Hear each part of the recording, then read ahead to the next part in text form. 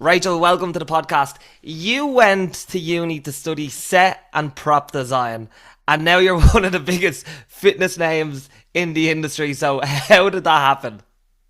Oh, I didn't know that you were going to drop that as the first thing, but but yeah. So I've I've always been into sport and training, and that's been a massive cornerstone of my life, literally since I was tiny. Um, I used to play a lot of football. My ACLs retired me. I would have gone pro if it weren't for my knees. But I also just like loved art and creating stuff, and I had the choice of going more artistic or Yeah. more sporty. And people told me I should go sporty because that's what I was better at. I don't like being told what to do, so I went arty with no, like, obviously career direction after that. Freaking hell.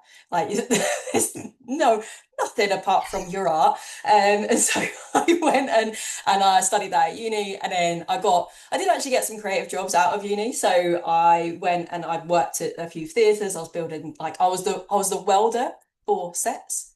I No was way. it's a stupid job. It sounds fun, but you're literally just in a dark room Yeah. for like 14 hours welding. Not great. I did it for like 2 weeks. I was like, this is awful. Slave labor, get me out. So I left that, and then I actually went to design bathrooms, specifically bathrooms. I wasn't good enough for kitchens or anything else. It was just a very, very expensive bathroom showroom. Most expensive shitters in the world, honestly. But yeah, I did that for around 3 years. And as that was going on, like as soon as I got into that job, like I was like, well, it's a nice stable job. This is what you're meant to do out of uni. And I just didn't enjoy it. I didn't enjoy the 9 to 5. I didn't enjoy working for someone. I just didn't vibe with designing bathrooms, really, weirdly. It just didn't connect with the soul that much. And so, so as I say, I always loved training. By that point, I had blasted my ACLs into smithereens, and I had to kind of do different forms of training to tickle my tits, really. And I just got really into weight training. I kind of did it a little bit before, but it was when I was like 20-ish. I full sent it, went like, this is amazing. I feel amazing. I just want to lift heavy stuff all the time, and kind of just got a bit obsessed with it. And then when I blew up my knees, I couldn't even train my lower body. So I was like, I'm going to learn everything that it needs to learn about this. And this is whilst I was still working my bathroom job, and I just did it out of passion. Like I didn't actually intend to be a PT or a coach at that point. I just really nerded out for my own like muscle building kind of desires and those sorts of things. And then when it got to the point where it's like, oh my God, I started this first job and I hate it. Like I hate it. It was just the thing that was obvious staring at me in the face. So I actually started off by getting qualified as a nutritionist, and then I actually worked with helping fighters make weight. That was my first nutrition job, No way. which is Very quite cool. cool. Yeah, one of Yeah. my buddies was a UFC fighter, and he was Yeah. like, I saw him running on a treadmill with a bin bag the day before his fight, and I was like, I've just studied this, and that's bad. Yeah. That's Yeah. really Yeah. bad what you're doing. So I was like, do you mind me if I like help prep your next fight? And he did really well, and then so I ended up doing a couple people there, and then after that, I actually got qualified as the PT, so I became qualified as a PT a bit later, and then I went to hand in my notice just before COVID hit. Literally, I had it written. I was about to land it, and then it was like, "Oh, by the way, you're furloughed, and everything's shutting down for for 4 or 5 months." So it all kind of like stars aligned, and I just used that time where I got like obviously paid to be off work for like 5 months, Yeah. and Unreal. so that at that point, I just built the business. I did like the classic Zoom workout, so people just watching me squat, so you just saw everyone's packages go up and down 6 months, and I was like, yeah, this is what I want to do with my life. This is my calling. So yeah, so I did that for like 6 months, did it for free for that whole time. So I was like, I'm getting paid anyway, might as well just give like as Yeah. much out for free as possible. Started getting into a bit of content creation at that time. So that was sort of like 2020. Yeah. And then I think I lasted about a month when I came back. And then I was like, I went back to my old job, and then I was like, I can't do this. I had, I think, like 3 paying clients that are paying me, I think, £100 a month. I was living out of my parent, like I wasn't living with my parents at that time. I was having to make rent and stuff, but I was like, I managed to save a bit through COVID, so fuck it, I can't do this anymore. So I full Mm. sent it then, and it's that was well 5 years ago now, or 5.5 years ago. So that's been the journey. It's been quite a journey, but we got there. Do you think that kind of starting off during COVID and stuff like that had really kind of pushed you then to dabble into the kind of online space because you're almost forced to at that stage then? Yeah, so I did still when I like left my job, I did actually go into a gym and Okay. PT face to face in a gym as well. Yeah. But I actually started like I just felt I connected really well with online, especially as a lot of the stuff that although I talk a lot about weight training, that is a lot of what my content is. Yeah. As soon as someone comes into the coaching, it's not, as most PTs know, it's 90% nutrition, mindset, behavior change. And honestly, I think that's the bit that I'm actually a lot better at. Yeah. I just find it's not as fun to create content with it because people are just, it's a bit of a dumpster fire. It gets a bit deep and I'm like, I just want to say a few funny jokes with lifting some weights and that's all I want to do. So it's one where it's like when they come into the coaching, they do that. So it's one where, yeah, I did go into face-to-face PT, but where I built the systems online over that time and started to kind of find my feet with that. Honestly, it was about like 9 months I lasted, and then I buggered off traveling after a bit of a mental breakdown. And so at that point, it's like, well, I've got to go online again. So that's when I went completely online around that time. So like end of 2021, I think was probably my last in-person PT session. Yeah. Yeah, you spoke on traveling there. I absolutely love the stories that you tell and how you tell them online about your kind of travel adventures. They're just Don't help me. I get they're people into so serious good, danger. so good. And I haven't traveled now in the last 2 3 years, but like I did like Southeast Asia and South America and all that, and I absolutely loved it. I kind of wanted to ask you about that. I was going to go into that kind of later into the talk into the podcast, but I might as well like touch on it now because there's definitely a lot of kind of online coaches who will probably listen to this and they're like, oh my god, to travel and to build a business online, like that's the dream, work from anywhere I want and stuff like that. Did you find when you were traveling, were you still kind of building because I don't really know your background story, but were you building the business while you were traveling, or did that kind of take a step back? Because I know for me, like I was still working online, but when I was traveling, but like I wasn't nearly as productive as obviously when you're kind of set put in the same place. So I was actually the opposite. Yeah, you were more productive. Well, I don't know if I was more productive, more insane and delusional, I think. Yeah, Didn't fair. have people around me. I was on my own, so I did some stupid shit, but that actually helped. So yeah, because I was an online coach for like I want to say it was about 2 years between from when I started to when I went traveling. Hmm. And I think I had about like 20 clients. I was making very generic online content. I thought I was Aristotle, the the quotes and an occasional meme. Hilarious. It was it was, you look back and cringe at it now, but it was like, yeah, it's just finding your footing, finding your voice. And I didn't really know. I was just posting what other coaches was posting. Hmm. I managed to get a few clients from that. I think it was a little bit less competitive when I started. I don't know if I'll get any clients if I was posting that stuff these days, but I was kind of doing that. And then basically like there was like a relationship that ended that was like 7 years of my life, and it's Yeah. just like I had a big, oh shit, I don't know who I am kind of moment. I had to Hmm. go find myself. That was my traveling thing. It was the typical, oh, I need to go find myself, which is when I got the one-way ticket to Vietnam. Like the first 2 months, I think my business almost crumbled. It Yeah. almost, yeah, it genuinely like it's only because I had such good retention did I stay afloat. And I Yeah. think that's the cornerstone of all my business, is that retention is always the thing that comes first. Yeah. Luckily, I think I had like 2 people drop off, but I don't think I had a single lead for I hate Yeah. that word. Basically, someone go, can you help me, for like 7 months? Like there was like a period of time, like from like before the breakup to when I went traveling. It was like, I think when I sat down, I was like, it's been 7 months since someone's DM'd me. Are you all right? Like, I was like, oh God, what am I doing wrong? And I was like, at that point, I was like, I don't think I can do this.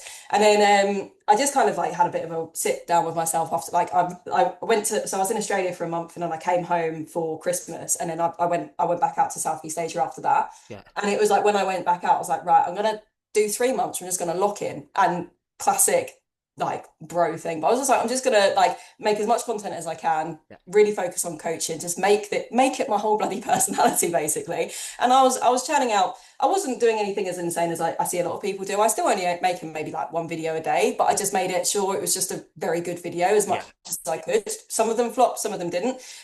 But it was at that time that I just like, that's when I think I went from about 3,000 followers to like 100,000 followers over the space of 6 months or something. And then I came home, and then that's when I built out a bit more of the services to hold the people that were asking for coaching. So I Hmm. kind of filled up my coaching books whilst I was traveling. I was full as a coach at that point. I came back, hired a second coach, launched a group program that took things to the next level. And then instead of staying put, I buggered off to New Zealand.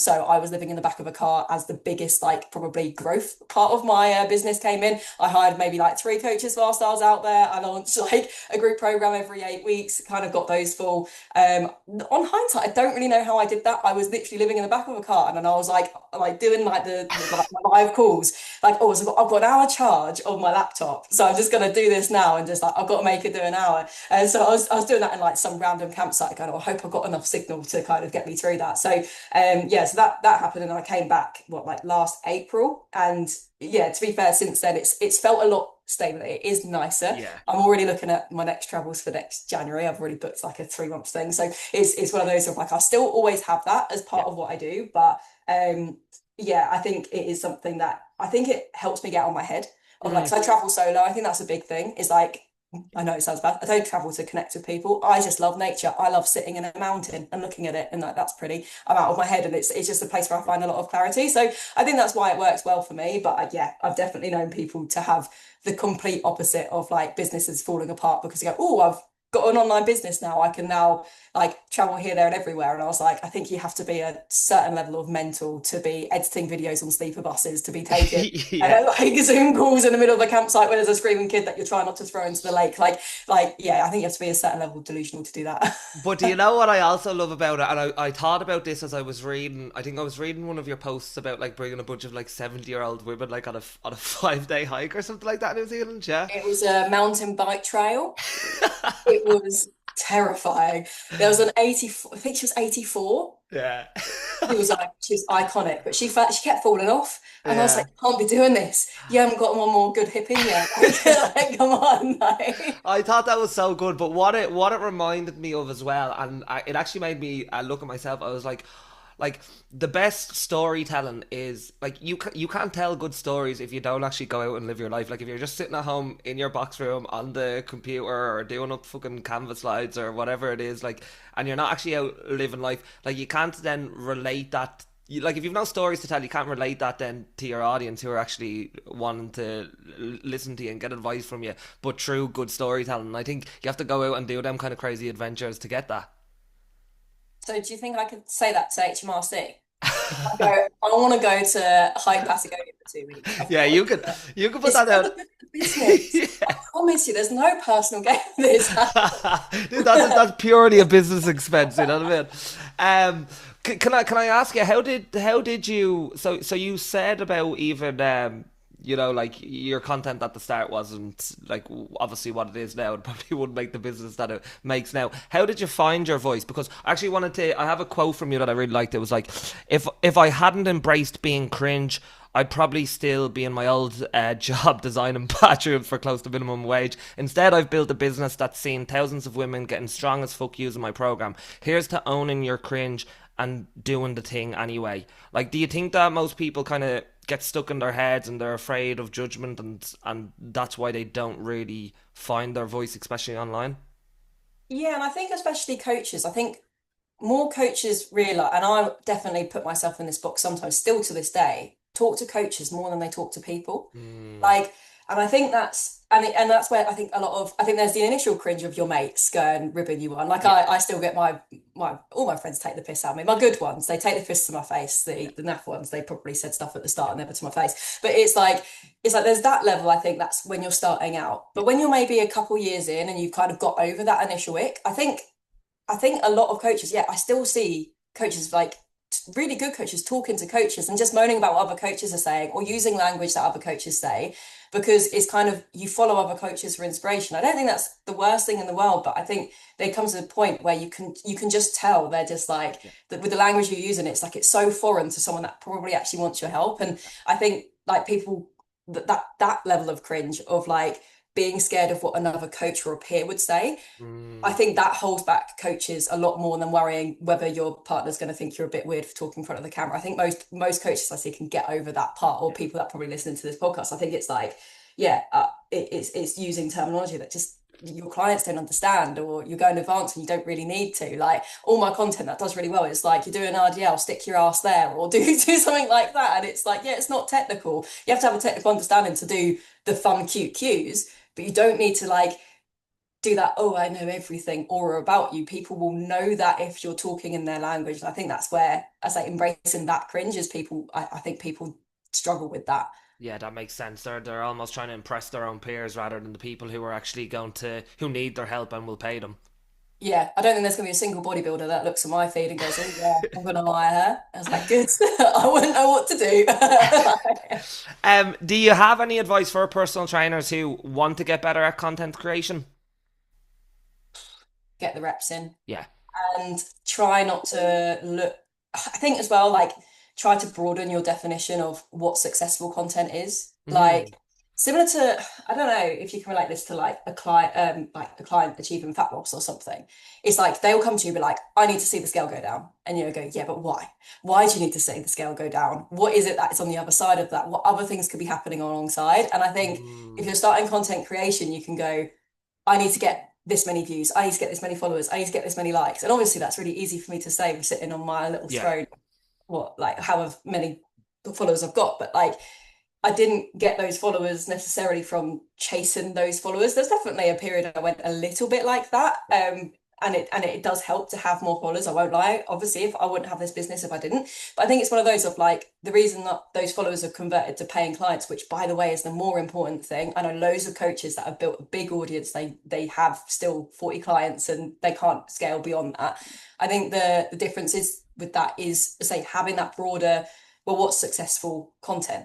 Has it helped someone that Mm, day? Has it provided value? Has it shown what you can do? Has it built your authority? Has it built a personal connection? Like you spoke about those stories of like one of them is just me climbing up a mountain in Vietnam. yeah. Has someone like taken that and be like, oh, I'm gonna follow her from it? Like no, probably like one person. I think I get like 500 unfollows from a post like that. But Yeah. the people that read that from start to finish go, oh, that's jokes. I like that person a bit more because I know her more. And I think Yeah. it's like you kind of got to be prepared to do those different types of content like and as soon as your likes go down like don't hide those likes like embrace some like posts aren't going to do as well, that's fine, it's not a problem, no one gives a shit, just like keep on putting yourself out there.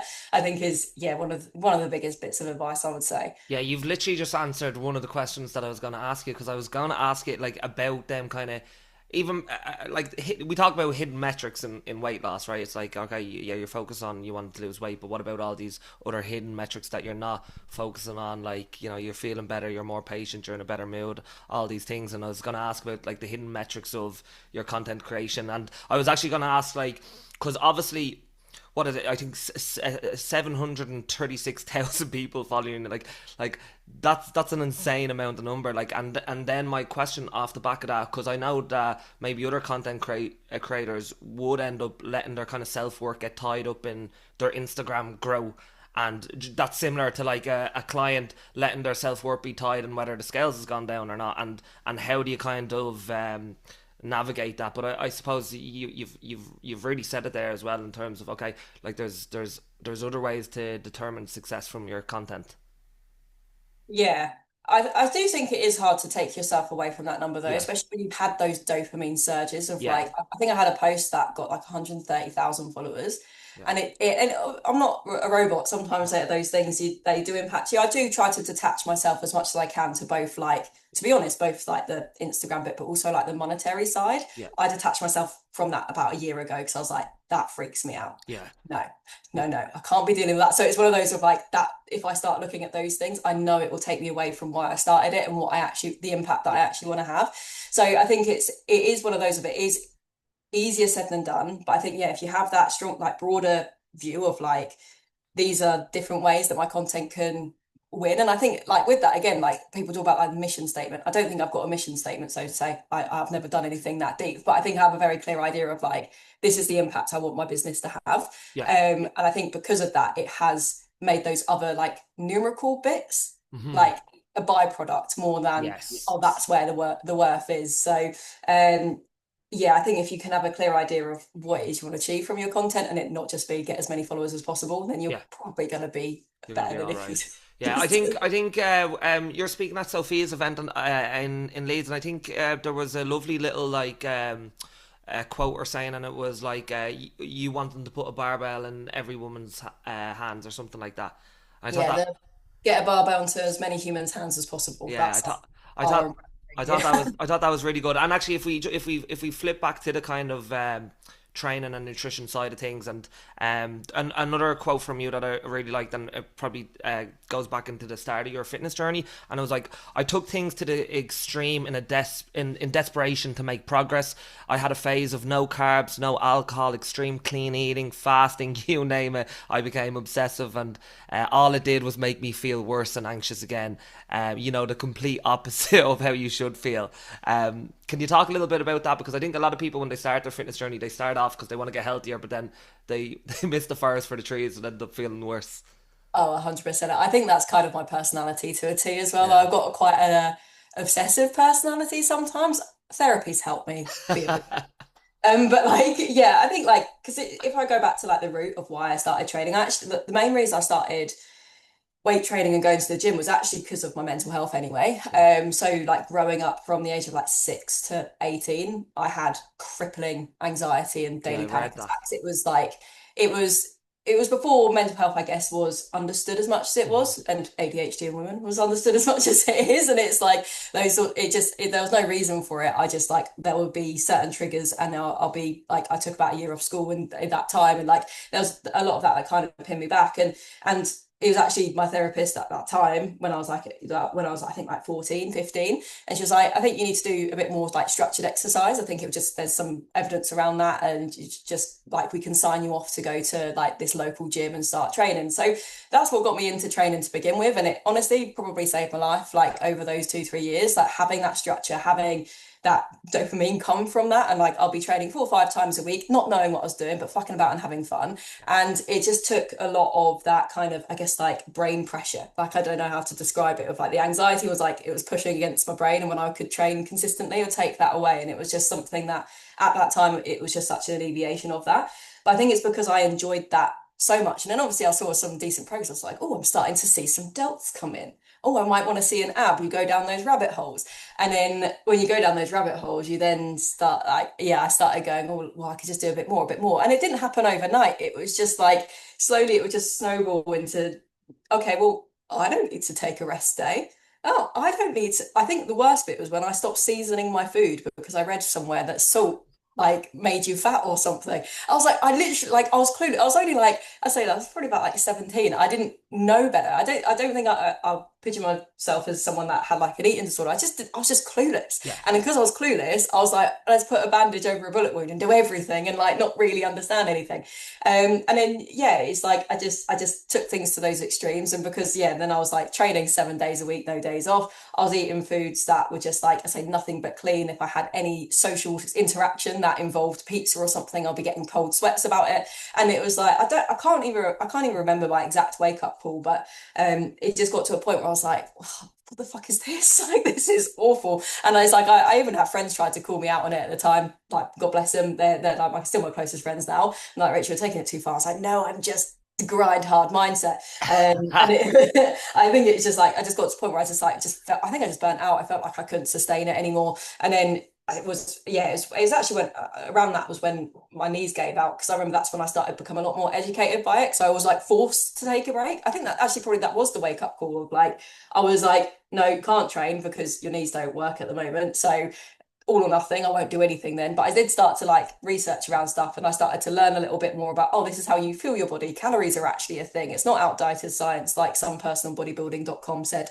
this one time. It's like I started like piecing these things together and it's like, and then I went back after like I think about 6 months of off of training and then started getting back into it and I started to see way better progress. It was way less hard where I made it so hard for myself. And then I went back to training 3, 4 days a week, being balanced with my nutrition and just doing the basic stuff, going for a daily walk. I was like, this is really pleasant. I really like this. And then I saw way better results. And then it was from that I was like, oh shit, that's where the secret sauce is just being consistent in those basics. So Mm. yeah, I think I definitely went through that journey. I think a lot of people do though, don't they? They go through that like Yeah. loop-de-loop before they find the balance that works well for them. So basically, what you're saying is blowing out your knees was the best thing that could have happened to Mm. Legit, I might have arthritis before I'm 30, but who gives a shit? you. Like, How did they blow out? Is it did you must have played sport a lot of sport when you were younger, did you? yeah, so I played football, Yeah. and I would love to say I did something like a bicycle kick, goal. I just turned on a 3G pitch. My foot got stuck in the ground. Yeah, Yeah. yeah, I yeah. wasn't even near the ball. I was just running. I turned back up. I was no longer running. Rachel's down. Rachel's down. Nobody's looking at her. I do remember because I was like by where my manager was, and he literally just like dragged me off the pitch because I didn't want to look. Because anyone that's done this is a bit graphic, but anyone that's done ligament stuff, you don't want to look because you're like, I don't know what way my limbs face, and Yeah. I don't want to look down. I just don't. And so I was like, I don't want to look. And then they're like, "What's wrong with you? Why are you so dramatic?" Because it just looks so undramatic. And Yeah. then I remember I actually was working at Tesco's at that point. I was the produce girl stacking potatoes. It was like a 3 month job I had after uni, and it was like. I walked home. It was like half an hour walk with a completely ruptured ACL, and I think I did my meniscus as well. And then did my first day at Tesco's the next day. I got up at 4 a.m. to hobble down for an hour, and I stacked potatoes on one leg for 7 hours, and then went to A&E on the way home. And they're like, "Why have you done this?" It's like, What are you doing to yourself? um, So that obviously transitioned you into like focusing on strength training and fueling yourself and all these things which are really important. And I think that ties in really well to a really great post that you did on skinny fat, which is obviously something that a lot of people struggle with or feel uncomfortable. And you talked about how like they're focusing on getting definition by diet and alone. Can you talk a little bit about that? yeah, I think it's a really common mistake people make of like if they're looking to look more tone defined or and under if you want to go deep about it, the bit underlying that feel good in their body because that's ultimately what they're trying to do. And I think Yeah. that's I always whenever I'll coach people, I'm like, yeah, but why do you want to do that? And it's to find confidence, find better quality of life. What are those things that are important that you value that are below that surface level of like, I just want to have a bicep poke out or whatever it is that you might do.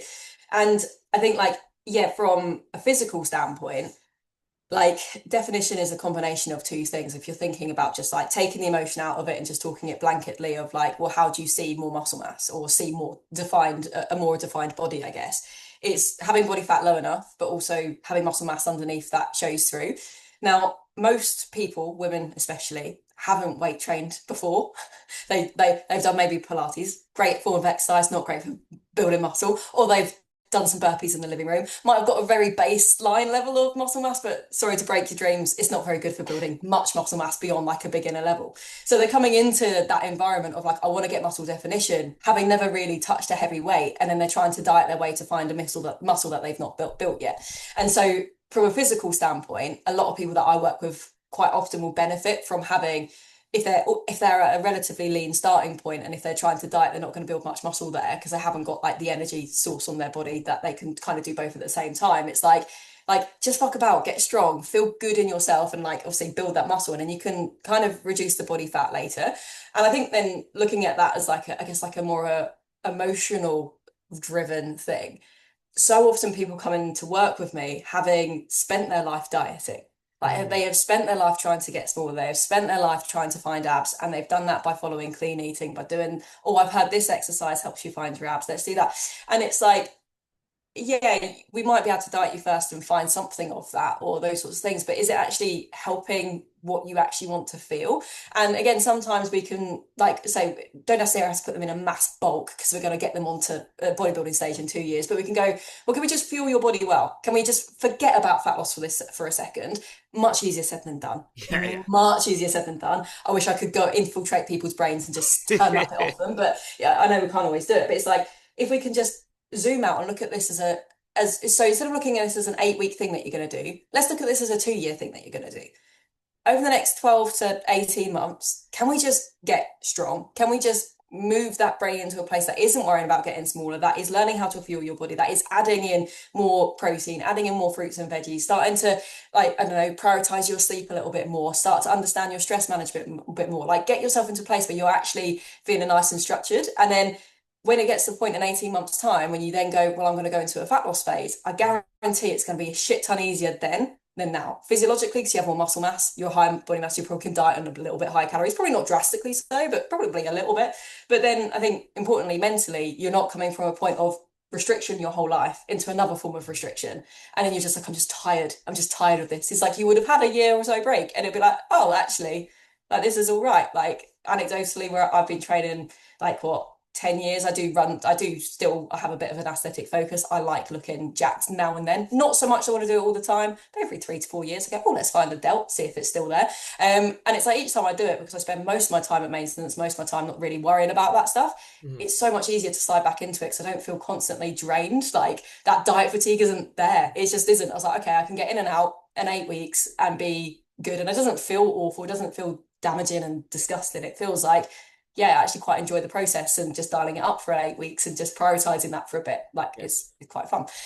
So I think like, yeah, from mental and physical, there is that benefit to delaying it, delaying like the fat loss side of stuff.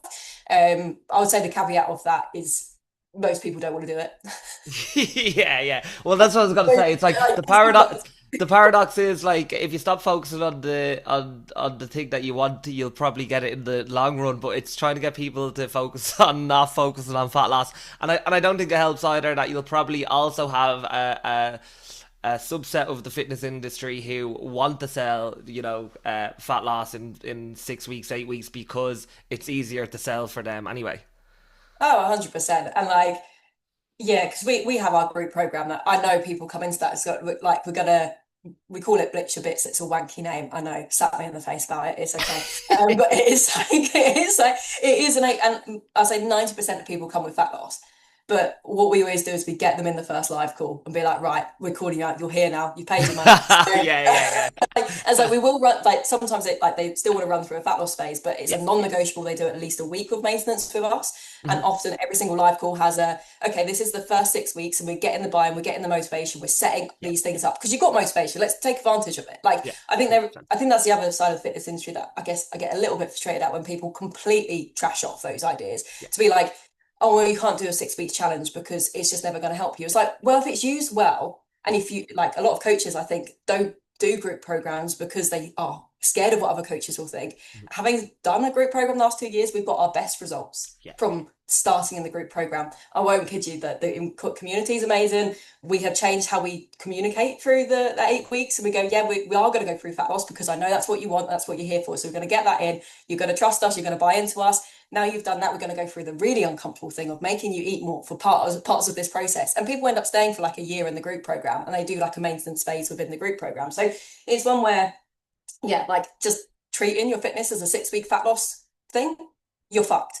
Treat it as like that's the start of it, but you're going to do the bit after. Yeah, you might be all right, Yeah, probably. like I completely agree with you as well. Like I don't like when people like create like oh, fat loss is a dirty word or weight loss is a dirty word or a 6 week fat loss phase is a dirty word. Like it's not, but the method or the process behind that obviously is really important. And even you touched on putting people into maintenance or you being in maintenance calories. And I think you did a really great post on that as well. It was like you know because all we hear online, right, is like calorie deficit or sometimes calorie surplus, but no one ever talks about like calorie maintenance actually being a goal. Can you explain why like that should be an important goal for people to maintain? Honestly, I think for like 95% of people, those other 5% being athletes and fitness professionals or people that are dead keen on fitness, like for 95% of people, it's just where the diet to live is. Yeah. And that's what most of our people want to do is that they want to get to a body composition they feel comfortable and confident in.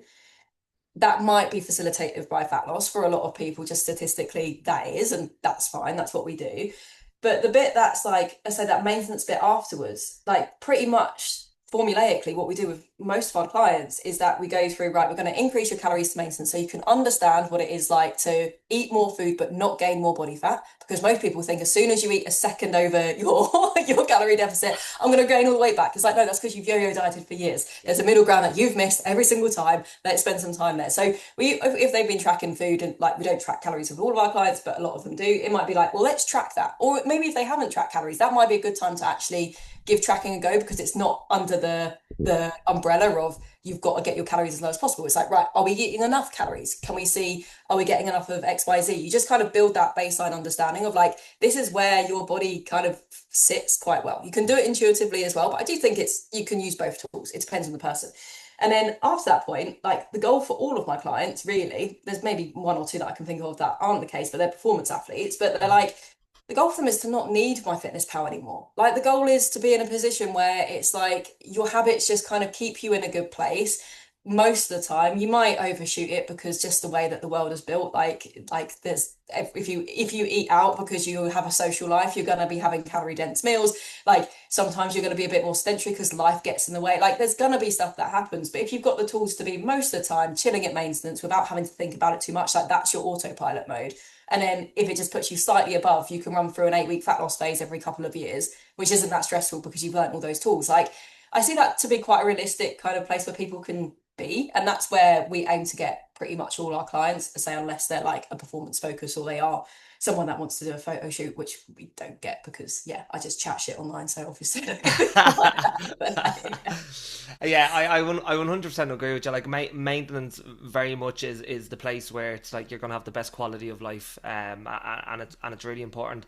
And you also did a great or you do, I think you do many great posts on this of where you kind of give people kind of clear instructions on how to be effective even with their training. Like whether you're in a deficit, maintenance, or a surplus, like you're gonna be weight training. Like that should be just a non-negotiable. I think it should be just a non-negotiable for everyone in the world forever. Like Not that it we're should. biased or anything. Yeah, but like for let's say the people who are listening who are like, oh well, this is great, but like I don't have much time. I can't be spending every single day in the gym and stuff like that. Obviously you work with a lot of like busy mums and people who have like demanding jobs, and like fitness isn't their entire life. It's just something that they want to use as a tool to improve the quality of their life. So how can people make the most out of the little time they have when they're in the gym? Because obviously, with your programming and stuff like that, obviously you make it as efficient and as effective as possible for people with little time in the gym. Yeah, so I'm going to break this answer into like two parts. One is a mindset part, and Hmm. then the other is like physical, practical. This is what you can do. Yeah. Because I think as a mindset part, I think one of the biggest barriers that people have to start is often they look too much at what they can't do rather than what they can do. And they don't embrace being imperfect. They will see people online training 4 times a week, 2 hours a time, or they'll think healthy eating is, oh well, I couldn't ever give up chocolate, so you don't have to. It's like there's so many things that can meet you where you're at, and that's often where your lifestyle change will happen. It's not where you're trying to get to. It's like, where are you now, and Mm. what are the few things we can look to improve on right now, even if that is starting with one training session a week, even Mm. if this is starting by you just getting a daily walk in, that's 15 minutes with your kid. Like you could, like with our, I say with our coaching, we help find that specifically, but like don't sit on thinking, well, I can't do it because of all these reasons I can't do it. Like find the thing that you can do and start there. Yeah. So I say from a mindset bit, just shit off those barriers. But then in terms of like physically, like yeah, I think a lot of our clients train from home, especially if you've got little ones, like get them involved, especially with weight training. They freaking love it sometimes. Like get a little pair of pink dumbbells and just get them like we have people like joining in with stuff like that. You can do it like, yeah, you can do it. There's lots of way people do it. People can do it as like a 20-minute workout at home, or they do movement snacks through the day. So they might do a set of squats in the morning after breakfast. They might do a set of deadlifts in like after lunch. Like personally, I couldn't think of anything worse. I just want to get it one and done. But like some people find those like little 5-minute snacks over the course of the day work quite well. So you can be creative at home. You can figure out ways to get it at home, and then yeah, in the gym you can program to make it so it's a bit more time efficient. So quite often, like a really useful tool with this is doing things like supersets is great. Like for example, if you're doing like an upper body workout, you could do a back exercise, pair that with a chest exercise, rest a little bit, repeat that 3 times, and then you could do shoulders and arms again, repeat that 3 times. And like in 20 minutes, if you push those sets hard, you keep your form good, you kind of just get in, put your headphones on, get it done. Like you can get a decent amount done in 20 to 30 minutes. Do that a couple times a week. Like you can definitely get to a position that you're seeing at least like a little bit of muscle growth, but worst case scenario, you're maintaining muscle mass. And I think again, that is a really big one that I have with my clients is like when it's something like doing, I can only fit in one session, what's the point? I was like, well, yeah, you're not going to become CBum by doing one session a week. You're not gonna build a freaking rig. You're not gonna be hitting like a 2 times body weight deadlift, doing one session a week. But one of the biggest issues people have from a health perspective after what the age of 30 is that you start to lose your muscle mass. one session is enough. If you're tickling all your muscles for a few sets and you're doing it hard, you're doing it well, it's like that is enough to maintain muscle mass better than way better than not. And if you can then like, and also like 2 or 3 sessions is better. I'm not gonna like lie to you. It is gonna be better if you can get up to 2, 3 sessions.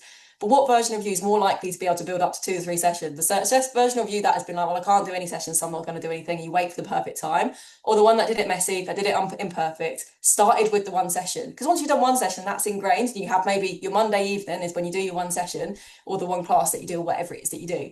It's like it's so much easier to build the second one on that. It might take a couple of months to do that, but it's like that. Like there's value before things get perfect. So much value before things get perfect. So embrace that icky bit where you're building. And the ripple effect of doing that one session a week is massive in terms of right how you feel, how you show up for yourself. I feel good, and therefore, well, you know what, maybe I'm gonna go for this meal rather than this meal, and like all them things start to happen as well. And it's so much more difficult to go from 0 to 1 than it is from 1 to 2 or 1 to 3, I think.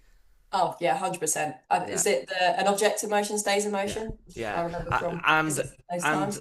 yeah, and what I was also going to say on that was a really good point on like the supersets and stuff like that. Especially if I think a lot of the clients that I used to work with anyway definitely came from like a background of like if they did train, it was like circuit training, and it was just loads of crazy different exercises like fucking jumping jacks into a burpee into a kettlebell swing or whatever it is. So like let's say if they're in a gym environment now, like they find it really difficult to like, I'm gonna sit there and rest for 2 3 minutes. 8 seconds rest or more. Yeah. The battles I've had. It's like you sit there and you rest.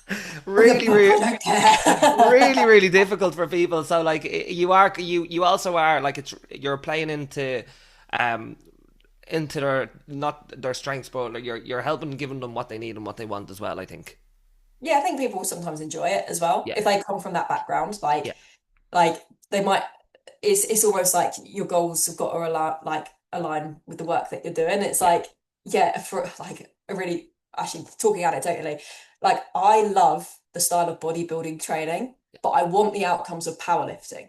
Mm, But I hate powerlifting training because I get so fucking bored. yeah, yeah, But fucking I know, so I'm always fighting that battle of yeah, like I need to do one thing with the other, and then I always wonder, it's like, why have my deadlift like not got stronger? It's like, oh, because I got bored after I started seeing progress. I was like, oh, but I'm gonna go back to my bodybuilding roots, and it's like that's fine. Like I don't, it's like for me, it's not that deep, but it's like you can't expect one outcome when you're not doing the processes that follow. So it's like it's fine if you want to do circuit training, but if your goal is to maintain muscle mass and build muscle mass, it's like you've got to have that part in there yeah. where you are training a muscle hard, resting it, training it hard again, Yeah. and then doing those And I things. think it's all relative as well. Like if you're getting someone who's coming in from just like they're at the start of their journey, like you're taking them from phase to phase to phase. So maybe they can't like do a bodybuilding style where they're resting, or like, but getting them to go from circuit training to then more conventional sets and stuff like that comes over time, I think, when they start to see the benefits of it as well.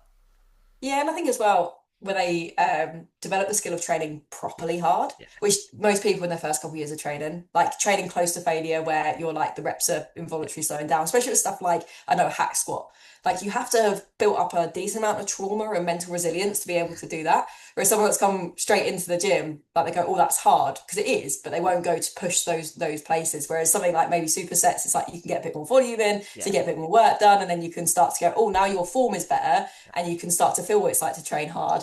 It's like usually at like 6 months plus, we tend to see people go, okay, you probably will enjoy straight sets more because you're dying at the end of your first set. You go, I can't, like now I couldn't think of anything worse than supersets because I'm like, yeah, I usually push all my sets pretty damn hard. So if I've done a set of dumbbell bench, I'm yeah. like, I don't want to do a row now. Yeah, I need yeah, a nap. yeah, I'm yeah. like, Let I'm me like, let and me it's let me nap for a couple of minutes.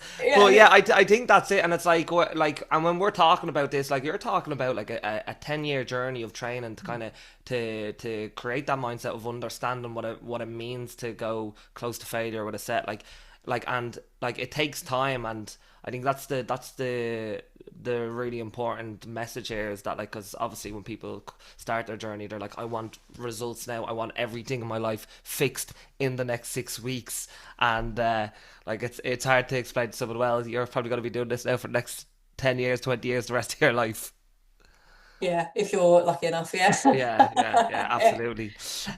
Do you have any advice? So I know you gave advice for, let's say, starting off back to kind of personal trainers and people starting off their career as well, and you gave advice in terms of content creation. Do you have any advice for personal trainers who don't want to go out of business in their very first year because they couldn't make any money? Because I think obviously there's loads of statistics of people not making it past their first and second year in the fitness industry.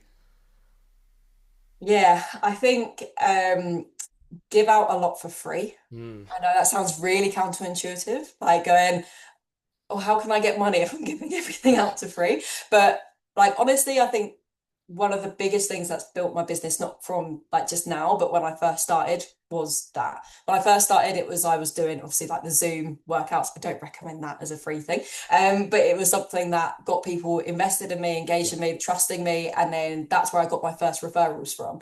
And so if you're in your first couple of clients and you don't know how to get your first client, that could be a great place to start. Like content creation is obviously giving value out for free as well, but like putting another layer onto that of like work, like doing a month free of coaching or like a free program or something along those lines, that can be massively invaluable. And that's something that I've taken throughout, I say from when I started to now. Like I know I spoke about, I know other content creators that have the same size following as I do, but they don't have anywhere near the amount of clients that we have in the business. And I can hands down tell you right now, it's because I've got an email list. Hmm.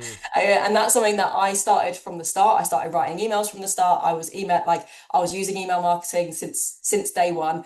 And I think that's the biggest difference between me and other people that have grown on socials that haven't been able to get clients. Yeah. Because yeah, like most people that sign up to me, they've been following me for 6 months, a year, 18 months.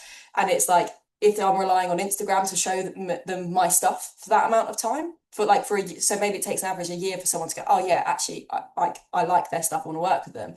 Like the algorithm changes all the fucking time. Yeah. I've used it to my advantage, but like I know like a seventh of my audience see my daily posts, Yeah. if not less than that. And it's like if I was relying on just that, I don't think they would see enough of what I do or what I do to be able to go, oh, I've seen them enough to kind of sign up to her. Hmm. The reason they do is because I email my list 3 to 4 times a week. I've got over 100,000 people on my email list. Like that's where my clients are. And so if you can kind of do that, not only just to get obviously like know where to contact people and things, but it's also, yeah, you can give additional value there. You can take them away from social media. You can get them further along the line of wanting to work with you. You can talk a little bit more in depth about your client stories. Like client stories go really well on email. People Yeah. will sit down and actually read it. Like it's like those sorts of things. Like I think that does a lot better than I think people realize. I think some people still think email marketing is dead. It's not. So yeah, so if you're starting out, give out stuff for free, just get their email address and then use that to get them further down the line is Yeah, probably. and I think about that as coming from like a consumer perspective is when I'm reading emails because I'm on so many email lists. Like I love reading Substack and stuff like that. I have a Substack where so I subscribe to people who I really enjoy reading. But like when I'm on social media, I could just be like, it's dead space for me. Like I'm literally just zoomed out and I'm just There for scrolling. memes. Yeah. That's what everyone's there for. Like no one's there to really buy. Like So, but when I'm reading emails or when I'm reading Substack, like I know I'm actually concentrated then, yeah, you know, and I'm more inclined to take my time and read through something then maybe I just pull out Instagram or YouTube Shorts or TikTok, but I'm just looking like to like you know entertain myself for a couple of minutes rather than like with an email. I'm really gonna kind of pay attention to what that person is saying.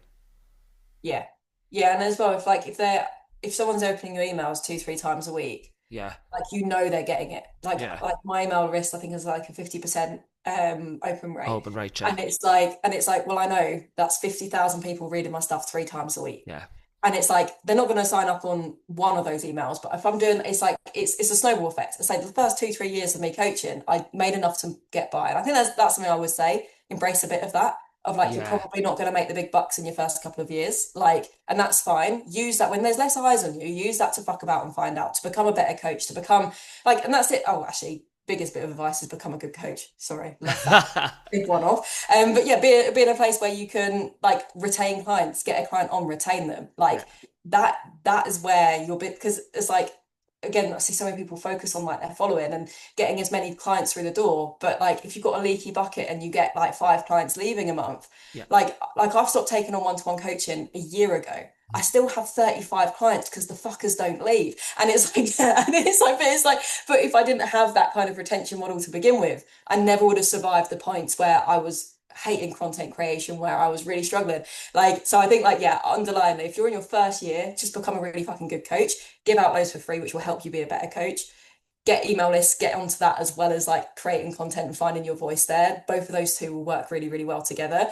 And then over time, like just keep on pushing people from your socials to your emails and sell on emails, connect on socials. And that's, if I had to give a formula, it's like do that for 5 years and you might be all right. I think people don't realize the amount of work that is involved when they first get in. Yeah, you think, oh, I'll be a coach and then do a couple of posts. Yeah. So my job now is like 90% content creation, Yeah. but all the way through it's been about 50-50, Yeah, even at the start. but I also think that content creation and being so consistent with that, okay, writing the emails all the time, or being creative, it also makes you a better coach as well, because you have to really think about people's problems and you have to actually think about the solutions. So, I think the two go hand in hand. Yeah, and I think it like if you know it's landing with your audience, like I think I've become a better coach since being a better content creator Yeah, because I know the language that like if people resonating with like a stranger's resonating with how I put out something online and go, oh, that click, like for example, I do a lot of form videos yeah, and I get people going comment going, that really clicked in my brain. I'm like, cool, that's gonna work with like it does kind of feed in, and I think that can really help with because I know a lot of online coaches that are maybe starting out that resent the fact that they have to make mhm, online content, especially if you like it does kind of grind my gears when you're an online coach and you get mad about needing to post online. It's like, of course you do. It's like it's kind of in the title, but like it's one where it's like the resentment part. For I feel if we like look out of it and go, yeah, well, if you see them as a more connected thing of like, well, your content can actually help your clients. yeah, It's something that can make you refine your voice, refine your clarity of message. It means that you can say something in 3 words rather than 300. yeah, Like and the short form content I think is great for that. Obviously, it's a limitation and that you can't go into nuance and stuff. But if you can get a point of like, this is how to be in a calorie deficit and make it so you can actually go away and do it in the space of 40 seconds. So you're going to have to be concise. You're going to have to know your shit. And it's like, I think sometimes then if you see it as that, it's like, oh, it's a way that I can improve some of those communication. And because that's ultimately what social media and coaching is good communication. It's like, if you can do that, then you're laughing really. yeah, yeah, yeah. I think of it almost as like your content creation is almost the starting point of your coaching of that client. Yeah. Yeah. If you're, so for example, if I'm talking about maintenance, and that's partly why I talk about maintenance so much in my content, is because I want people to come into my business and stay that long. And Yeah, to stay that long, they're going to have to go through the fat loss phase and then going to have to go to the maintenance phase. And they know maintenance is important before they've even signed up. yeah, Whereas if all you talk about fat loss and you go, I get fat loss results in 8 weeks, people do an 8 week fat loss thing and go, I'm done now. yeah, And that's where your retention shit. yeah, Our yeah, retention is over 3, 4, 5 years because we go, right, we need to go through the fat loss maybe first, but then we have months or years of building muscle, of mm, maintenance. This is how our programming can go. Sometimes I'm documenting, oh, this is how I'm going to increase how many pull-ups I can do. It's like that, those goals take a long time. Like if you sell pull-ups, for example, most people are going to take like 18 months since first getting to the gym. And it's like, I think, yeah, as you say, if you use your content to talk about those longer things, I think it does help a lot with retention. yeah. 100%. You're creating that expectation even before they come into your program. Yeah. And Yeah, and especially if they've come from 6 week shreds to 6 week shreds, they go, well, there you go. It might be more expensive, but if they and they'll sit because they know it's more expensive, it's more of a buy, and they might sit on it for 6 months. But if they sign up and they're with you for 2 years, yeah. It's that's worth it. that is just so worth it. That Yeah, takes so much stress away. worth it for them, worth it for you as well. And another a really good point that you made there as well is like, because I think a lot of coaches or personal trainers, they get caught in that comparison trap of like, oh, how come I don't have that many followers, or how come I'm not growing like that? And it's like, okay, like use having a smaller audience to your advantage. Now you can actually like, because if people are so worried about what people will say about the videos they make or the things that, well, if no one's watching you, well, then you've nothing to lose. Oh yeah, 100%. Like, yeah, I think it can be a superpower. And Yeah, also for like one-to-one coaching, like our business models move more towards like group coaching yeah, and and the app. Like we still do one-to-one coaching. I don't, but like my coaches do. Um, but like one-to-one coaching, I think I would go for a small, like personally, if I wanted a one-to-one coach for my training and nutrition, I'll probably go for someone that does have less followers, but something like you're going to be giving me the time and the attention. Yeah. And it's like you can, I think, like I know people do feel like that. Some people do want the big names and all that. I do get people that literally just sign up because I'm Henley Fitness, and it's like it's a, but I won't lie, they're not always the best clients. Like the best ones I've always had, the ones that have stuck by me have been ones that I've had since I had like 4,000 followers or whatever. Hmm. So I think like building a one-to-one coaching business, you don't need a big audience. No. You don't. You might need a little bit. Sometimes you might need obviously need a bit of an audience. There might be a degree of growth you need to do. But so long as you're sharing your voice, sharing your opinions, creating content that people connect with, that like you can show that you can get people the desired results, where like it doesn't have to be transformation pictures, it can be talking about experiences clients have gone through with you. If you can display that and people go, well, I feel like I'm going to get a personal relationship and connection with you. Yeah. For one-to-one coaching business, I know tons of coaches that do incredibly well with a small audience because they use it to their advantage. Yeah, yeah. It is about like using what you have to your advantage, and anything can be a superpower if you frame it that way. You were talking about community. It's something that I'm really big on. Is like I focus very much on kind of the social health aspect of fitness. How have you found like? Your app sounds amazing, and I've been following it, and I'd say you're really, really proud of it because I know that the amount of work that it must have took to kind of get that off the ground and stuff like that as well. How have you found from kind of going to that kind of community based style coaching, and like your members kind of being able to kind of keep up with each other's journey and like help each other that way as well?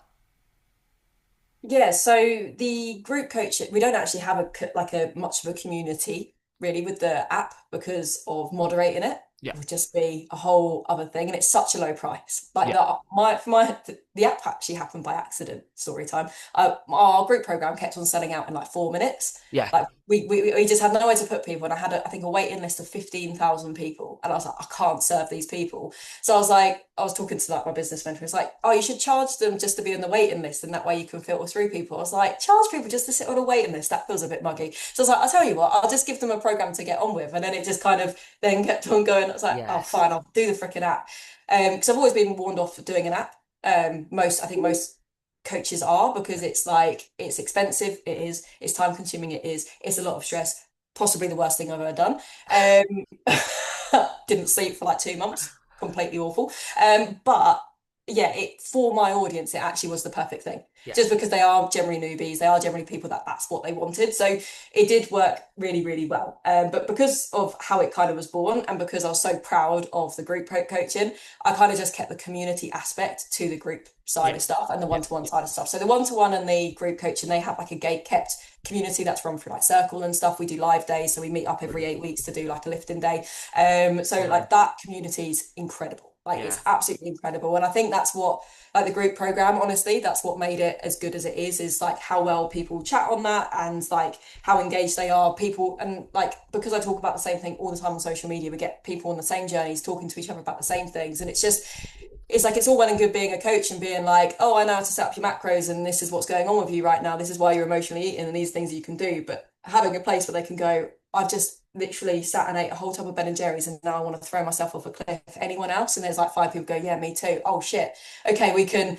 You're not alone. You're not a failure. You're not those things. It's like that is incredibly powerful, and I underestimated that massively when I was just working with my one-to-one coaching, like years ago. I think, like, yeah, I'm really, really proud of that kind of community that we've built. So yeah, I think community is a really cool thing. And again, talking about like maybe smaller creators, or if you have a smaller team of people, using that to advantage, make it so people feel a part of something. Yeah. Like it's just brilliant. That's why we get like with the group coaching and say we get people stay for like we've had people since the first intake do every single intake, and it's because they don't even sometimes engage with the checkers. They're like, I just like being part of the community, Yeah. and it's like, yeah, that's fine.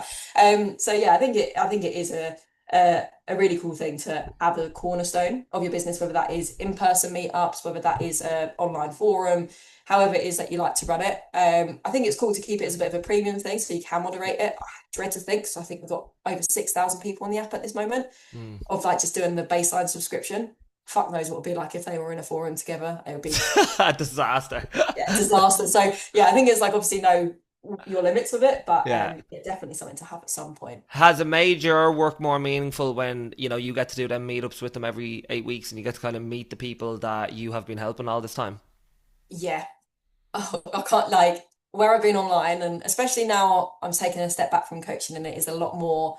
I'm making content to get people onto the app and to get people to my coaches and things. It's like I forget the impact that I have. I just kind of, I say, I've detached myself from social media and the business because it's too much. I can't process it, so I just choose not to. Probably in therapy for that, but yeah, it's one of like, yeah, it's just like it's there, and then yeah, when you meet up with people and they're like, yeah, they just talk about what they've done or what they've achieved or how different they feel, and like some of the stories that people say they've overcome since doing like our programs and things. It's like, fuck. Oh, that's why we're doing what we're doing. And yeah, it because I get DMs about it quite a lot, but it's horrible. You do come relatively numb to it because it doesn't feel real when you're seeing it through a screen. Yeah. It's like we're moving into a digital age, I know, but it's like it does like I crave a lot of that in-person connection.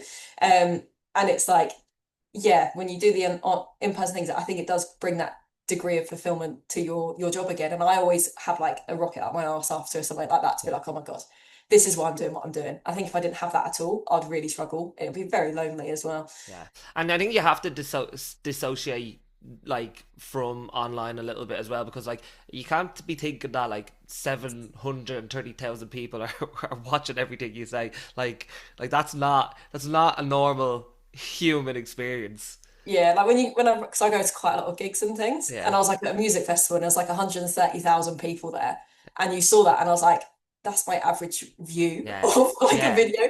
And then like I posted a picture of me napping at that festival, and that story for some reason got like 200,000 views. I was like, more people saw me nap than yeah, they did yeah. like freaking Corn headlining. I was like, how is this? It This is doesn't. It this doesn't doesn't make make it like it sense. does. It doesn't make sense when you put that into perspective, doesn't it? I Now? just, and it's just stupid. Like, how would we live in a like? And I think that's also one thing I would say of like that's maybe a note of like make the fucking content Yeah, because what age have we do we live in where you can 100. post something as stupid as that and get people to know who you are and create a life off the back of that? Like, it's the opportunity of it is Insane. wild, and like when you think about those things that we spoke about of like cringing about what coaches might think, cringing what your friends might think. It's like, well, on the other side of that cringe, like, like literally, I'm in a house that I never would been able to afford. I live in the most expensive part of the UK. That's not London because icky. But like, and I was like, I was never like the only reason I live here is because I want to be near my parents, because they're aging gracefully, but they're aging, and I like a really big part of my values is my family, and it's like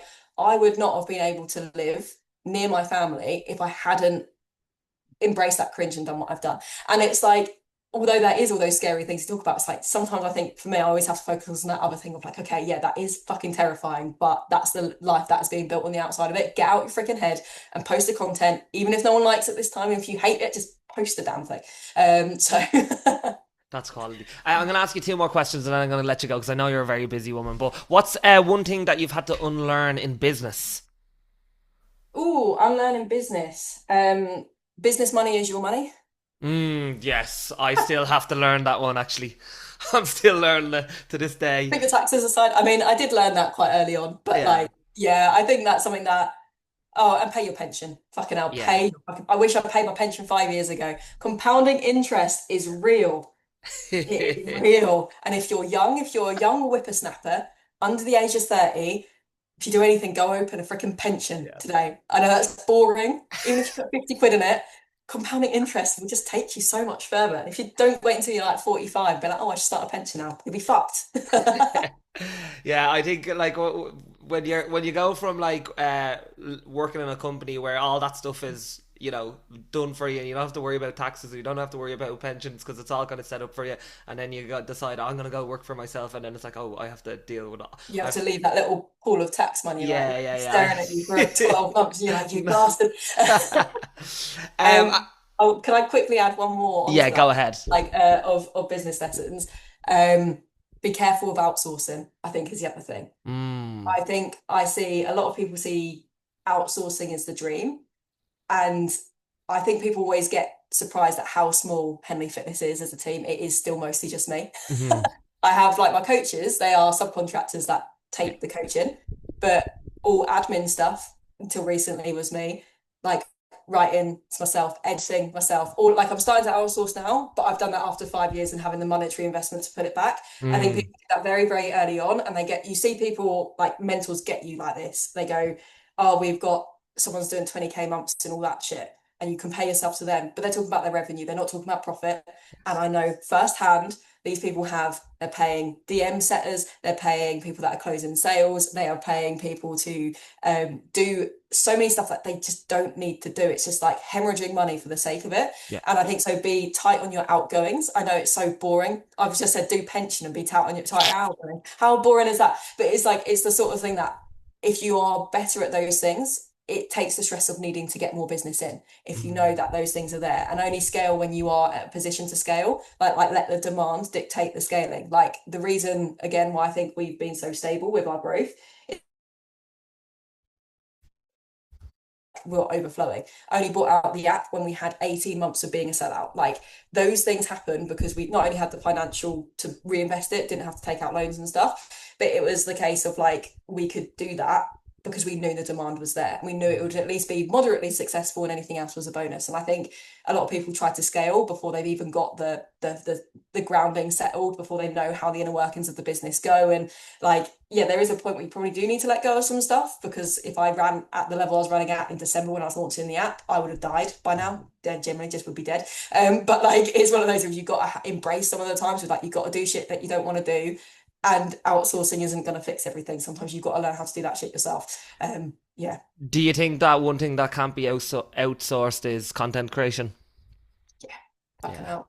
Yeah. Editing, video editing, fine. Yeah. But yeah, yeah, don't use AI. Yeah.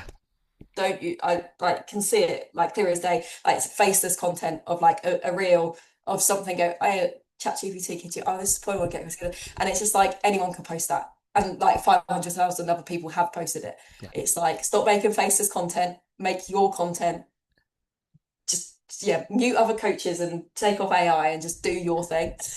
Last one, same question, but for the different audience listening to this. So, what's one thing in fitness that you needed to unlearn? Oh God, one.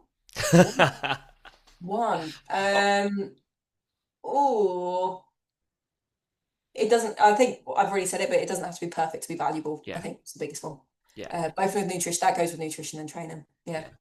Do you think with that advice, because it's probably the most valuable advice in I think in fitness, but in business, but probably in life as well, is to like do it messy, but do it. But like it's so easy to say it to people, but then it just you can't just say it once and for it to land with people, isn't it? It's like it has to be said in multiple different ways before it's like, ah, yeah, imperfect action. Actually, I should probably just go for the walk rather than just because I can't go to the gym.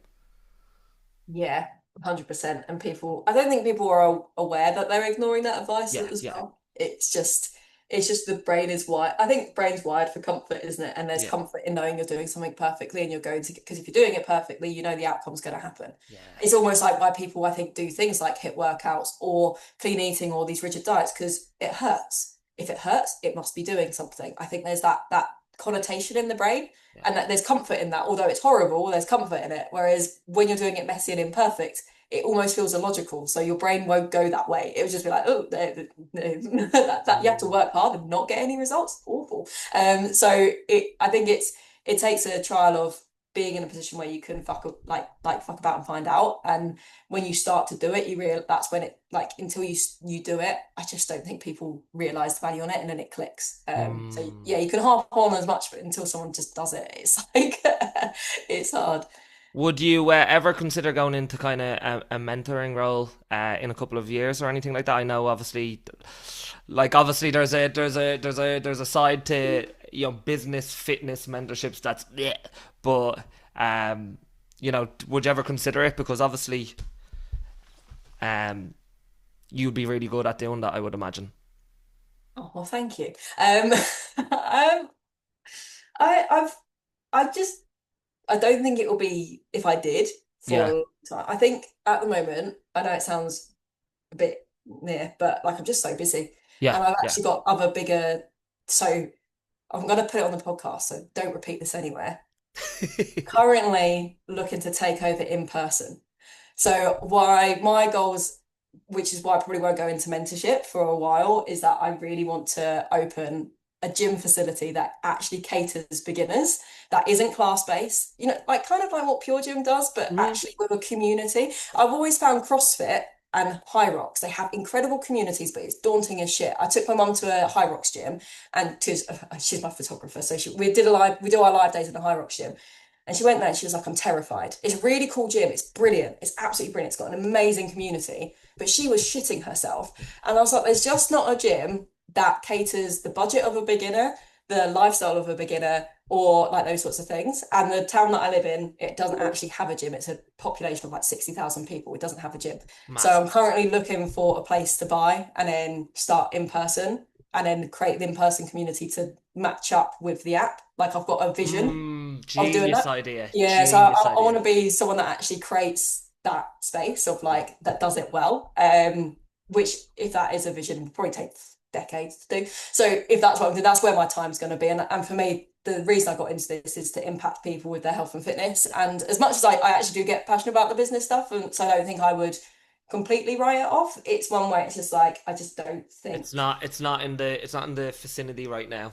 No, like my time at the moment needs to be spent on like what I'm obsessing on right now. Yeah, yeah. So yeah, it's fun. Like to be fair, I do talk to a lot of I say coaches, and I'm happily chat to people. I'm like, yeah, I happy just chat to people for free because I think there's so much abundance of business in the fitness industry because so many people need help and good coaches. I think so. If you are a coach and you're listening to this and you're like, I just want to reach out to chat about that sort of thing. I've always known loads of coaches and just chat to them about certain things. So I'm not precious about it. I'm not precious about what I've learned. I can't be more than happy to that. Maybe I'll do like a one-off course of just shit that I've learned for super cheap or something. Yeah. But in terms of actually mentoring and helping people's businesses and being responsible for that, I would want to be at a place where I was all in with it mentally. And I say I've got other things that I think I just want to prioritize before that. Yeah. Well, Rachel, you can share all your knowledge in Dublin in December anyway when you come over Yeah, to there see you go. me. There's the sell of your ticket. Yeah, there we go. Yes. There's the plug what I will put in. Listen, thank you so much for today. You've been unbelievable. Where can people go to keep up with your work or ask any questions? So easiest place is Instagram. It's Henley Fitness. I'm also over on YouTube and Facebook as well. All right. Same. Thank you for today. I appreciate it. Ah, that's right.